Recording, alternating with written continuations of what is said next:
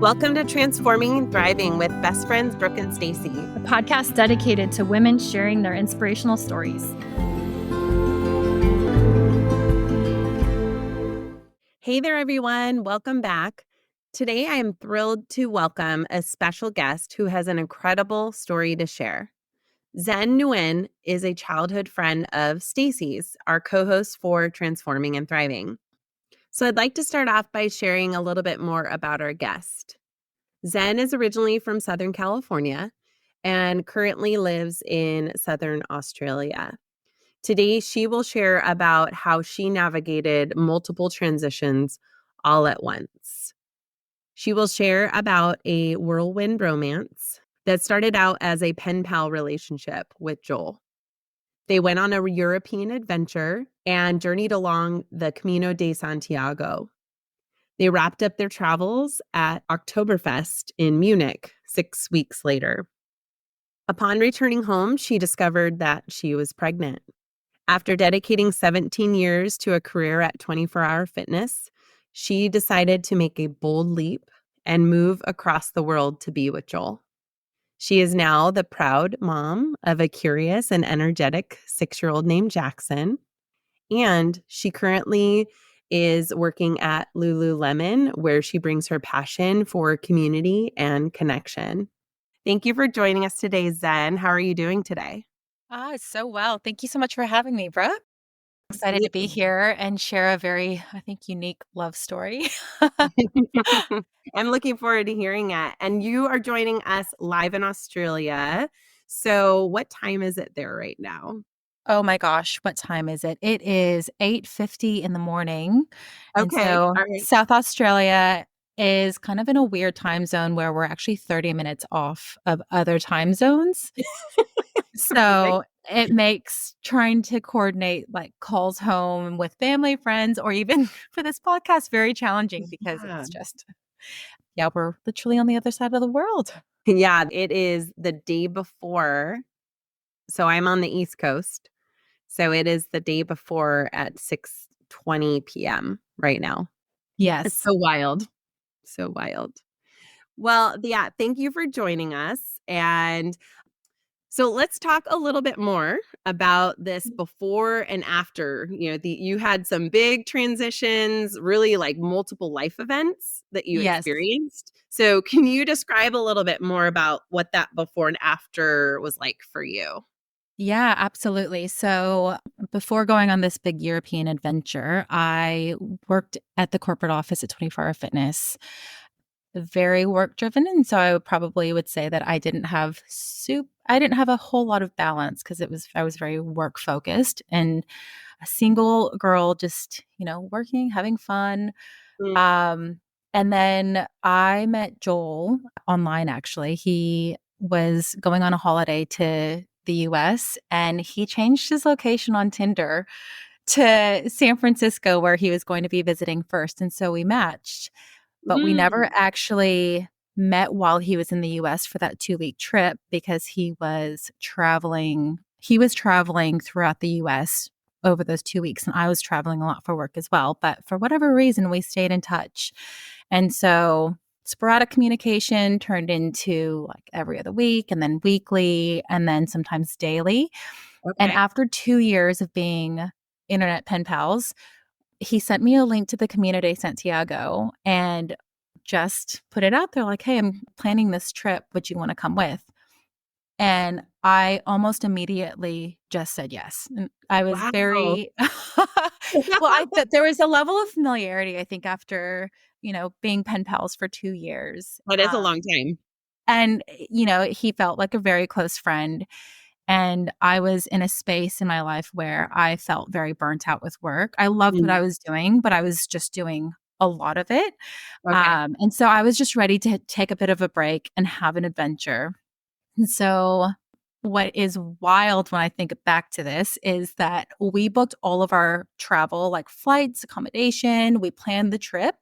And after everything was booked, we were like, gosh, we probably should actually have a phone conversation. So at that point, we hadn't even like heard the sound of each other's voices. And it's so funny because I was talking to my friend when I shared the news with my friends and family that I was going on this adventure, everyone is like, you are so being catfished. You are going to be meeting up with this like 70-year-old man named George. Like, you have no idea who you're actually meeting up with.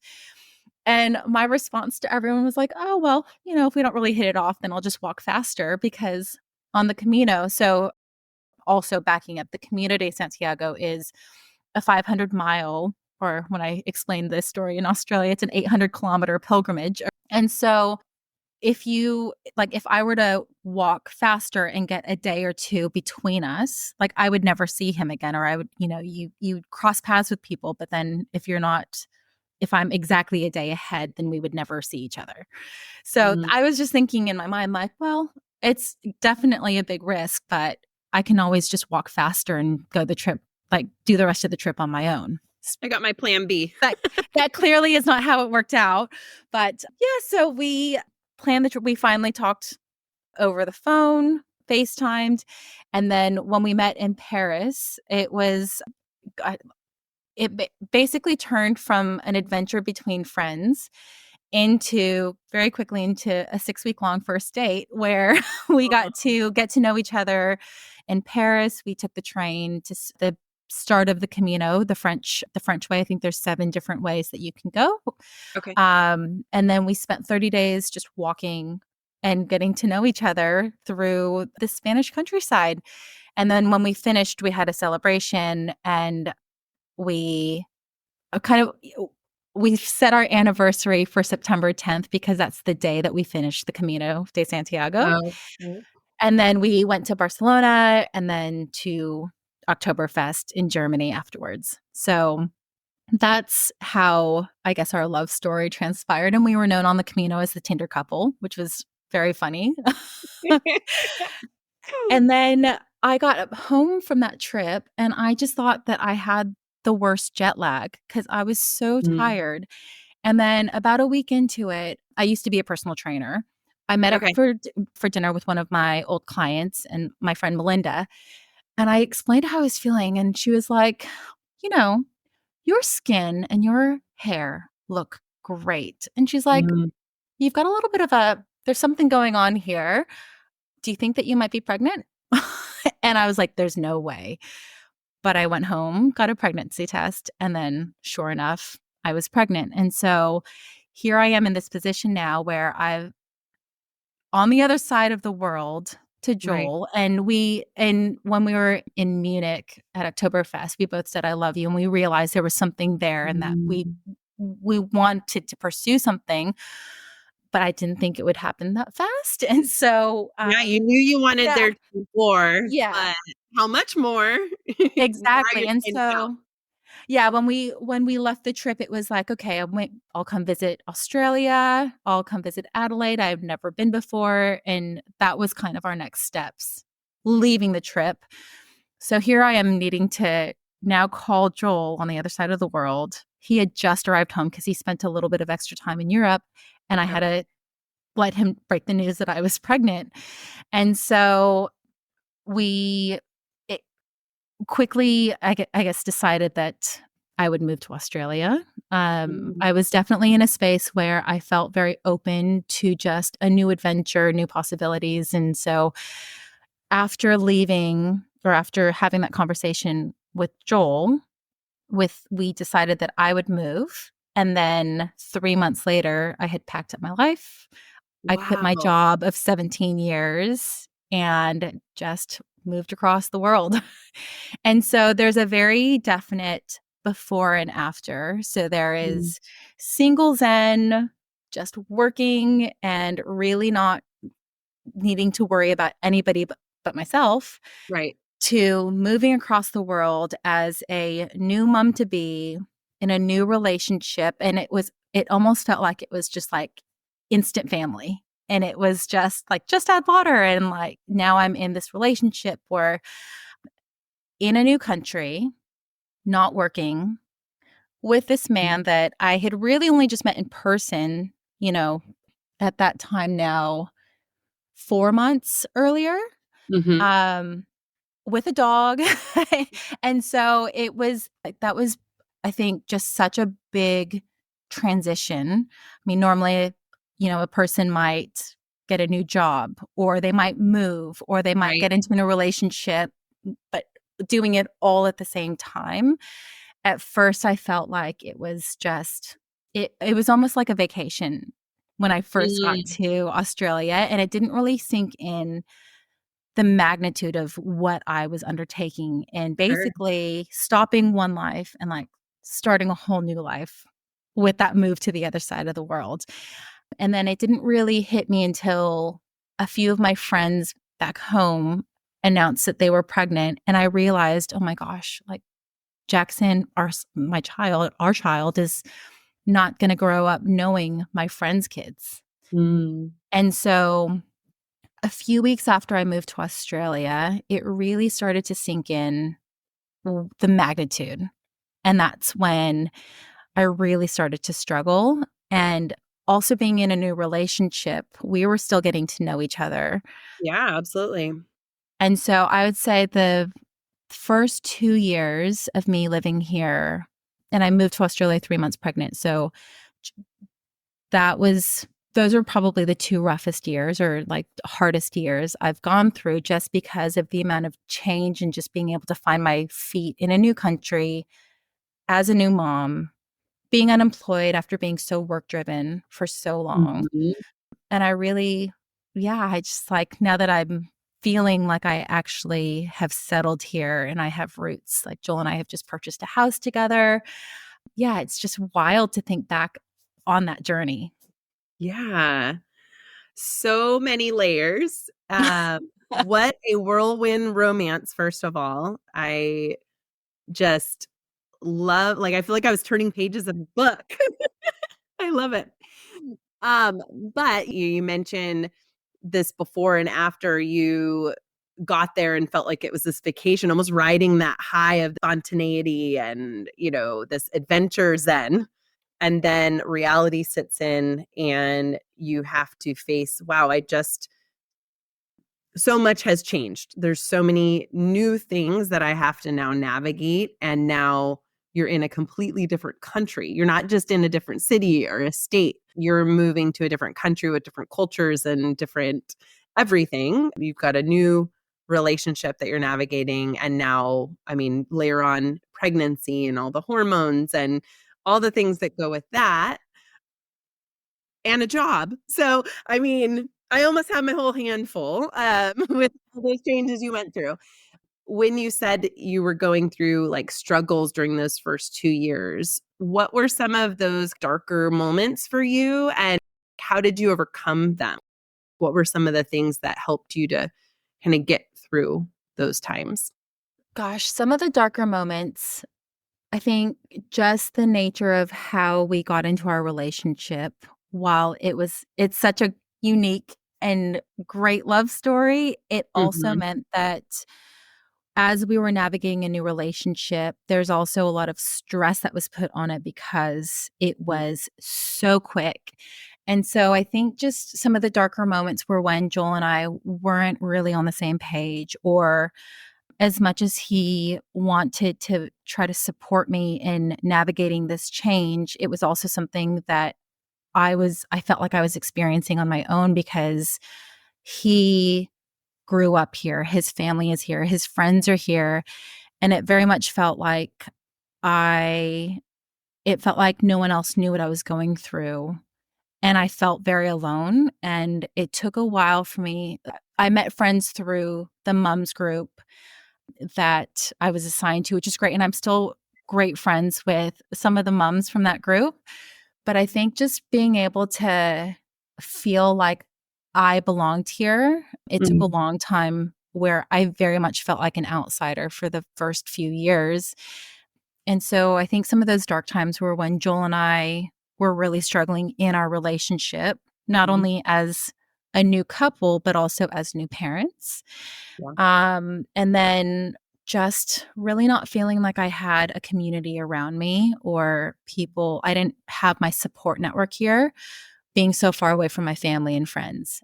What worked out really well is, when Jackson was born and I was doing night feeds, I could message and chat with my friends back home because Mhm. everyone was awake. So, like, I had that little bit of connection.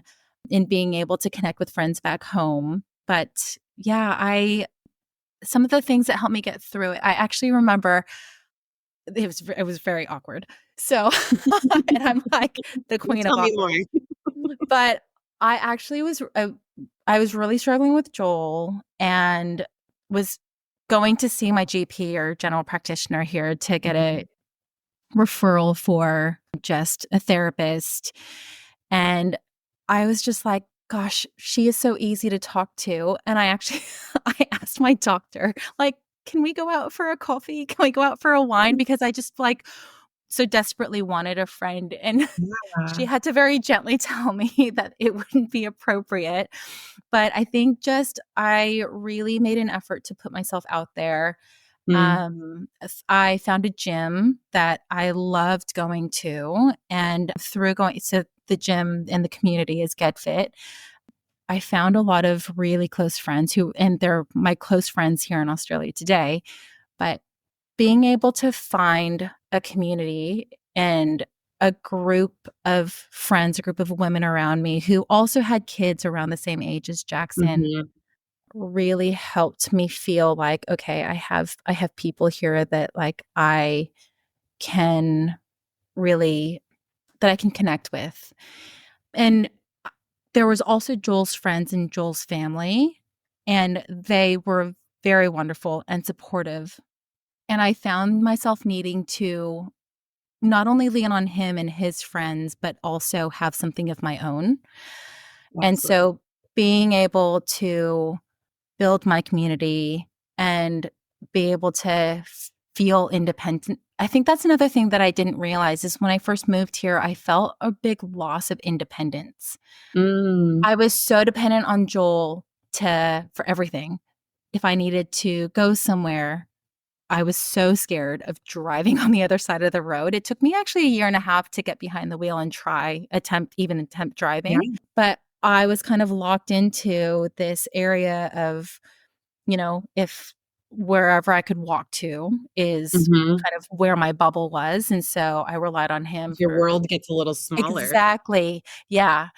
So he was my chauffeur. He, was my connection to meeting other people. And so I think I felt this loss of independence and being able to do things that help me feel independent again Mhm. really helped build my confidence. And yeah, I think finding community, going for walks, and this is a weird thing to notice, but as I'd go for walks the first like year, I didn't really see anybody that I knew along the path. And Mm. then I started to notice that like, oh, there's like a neighbor or there's somebody from the gym that I've just walked by or there's somebody that I've talked to before. I'm seeing the same people on the paths. And that was comforting as I felt more grounded in West Beach is the suburb that I'm in. I started to say hi to more people as I was Mhm. walking, and it's just like it like built over time where it's like now I can't go out for a walk without like running into at least 5 people I know or it's like and so now I feel like I'm part of the community. So, That's wonderful, and isn't it hard to meet people when you're an adult? It really oh, is hard to make friends. I really all the things you said for different reasons, or I guess I should say similar reasons. I'm a military spouse, and we move every 2 to 3 years, and I'm very much a people person and a connection person, so I totally relate to that idea of needing to find your people, find your community, and your spouse or your significant other can't be that person that is everything for you, right? So exactly. you have to have people that you can relate to and you can be inspired by or bounce ideas off of or just vent to. And I totally can relate to all the things that you just shared and going to activities that you like, or you mentioned just putting yourself out there. I've had similar experiences where Yeah. I connect with somebody and it's random and I'm like, "Do you wanna be friends?" And Yes. that look of, either yes or, "Okay, this is kind of awkward. Maybe I did a little too much." But, yeah, so I'm so glad that you were able to put yourself out there. That does take a lot of courage, And I'm glad that you were reinforced by building of confidence and you actually found your group of people. But it does take time, and that can be really hard to go through that Yes. period.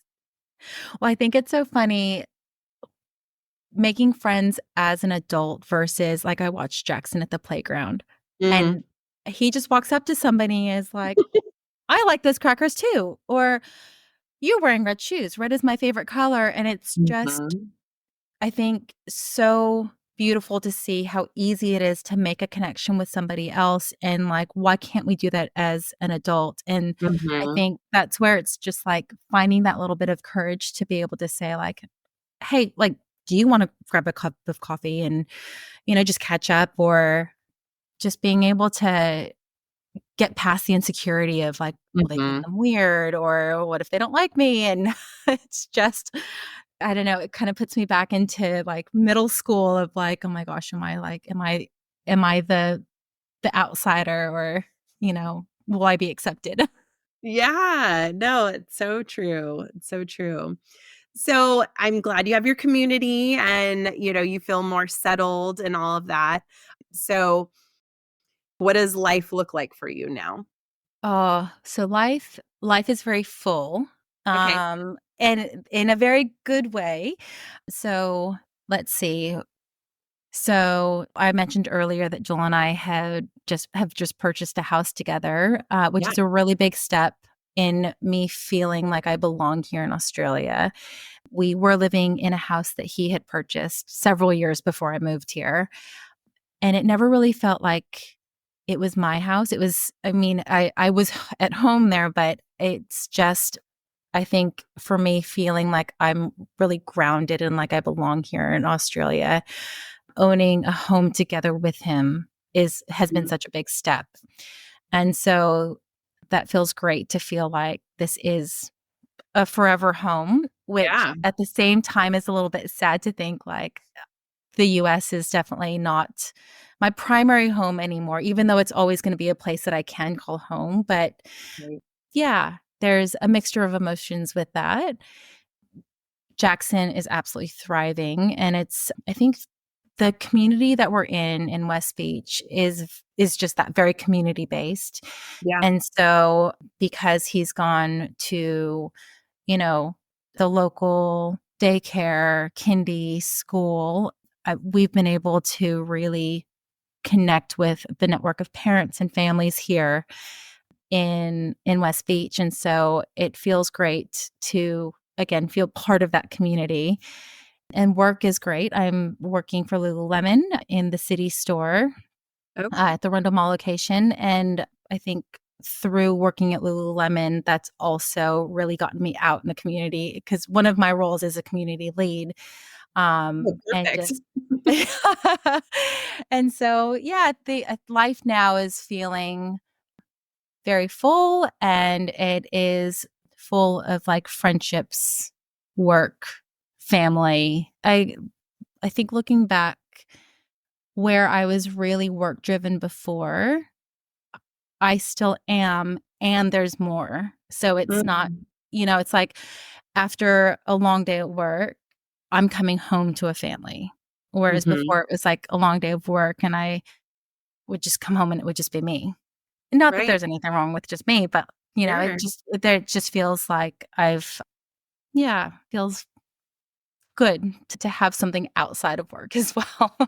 Yeah, that's great. So what type of advice could you give to somebody who might be going through a couple different life transitions at once? What would be some advice you could give, or maybe even advice you'd give to yourself, if you could go back?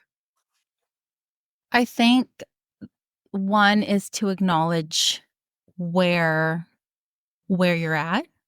And Mm. so what I mean by that is when I first moved here, I didn't actually step back and say like, wow, like I've actually just not only am I experiencing this excitement of a new life, but along with that was the loss of an old life. Mm. And it took me a while to figure out that there's actually grief and there's a grieving process that's associated with it, which I don't know. I don't know if that sounds weird, but Not at all. I um, completely agree with you. yeah, and it's just being able to give myself that space to say, like, they both can actually exist together where I can be so happy and grateful for Mhm. the excitement and the newness and the future possibilities while also grieving and feeling the loss of, you know, having my best friends just, right down the road or being Mhm. able to like pop in and see my family on a whim. Now it's, a 20-hour travel day to get home to my family. And so I think just being able to give my space and being kind of generous with what I need to grieve through it. Mhm. And then also, what advice would I have given myself? I think being able to be really honest with Joel as well in Mm. terms of where I was at, because I was getting really, I think, resentful at times, Mhm. not really understanding why. But now that I think back of like, there was actually grief associated with it and being able to share that with him so that Mhm. he could understand what I was going through. Yeah.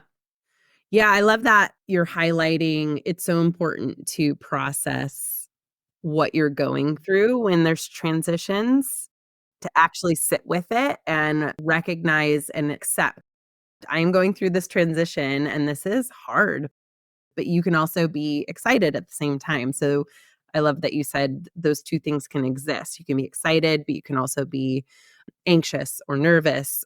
Yep. And then what you said, you have this new life and your old life, Yeah. and there's certain expectations that you might have had or maybe been attached to that you're having to detach from, and Yeah. that's not easy. You're managing all the expectations that you had, and so I agree, you do go through stages of grief when there's transition because Yeah. something's changed and it's no longer what you thought it would be. I think that's really good advice.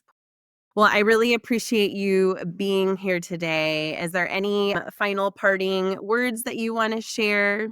Well, I just want to say thank you again for having me. It's actually made me really sit and think about how far I've come from when I first moved here, asking my GP to be my friend to and and then just it's been really fun to reflect on that. So thank you for having me and the opportunity to share my story. Well, you have been through so much, and I think that you should really celebrate all that you've been through, all you've persevered through. Thank you so much for spending time with us today and sharing your story. And I want to congratulate you for all that you've navigated through and just wish you all the best. Thank you. Yeah, absolutely. To all of our listeners, thank you for joining us on this episode of Transforming and Thriving. If you find these stories as inspiring as we do, please follow us on your favorite podcast app and follow us on Instagram so you can be part of this community and stay up to date with each episode. Check out our website as well at transformingandthriving.com for resources and a deeper dive into each woman's story. We're all in this crazy life together, so let's move through it together. See you there.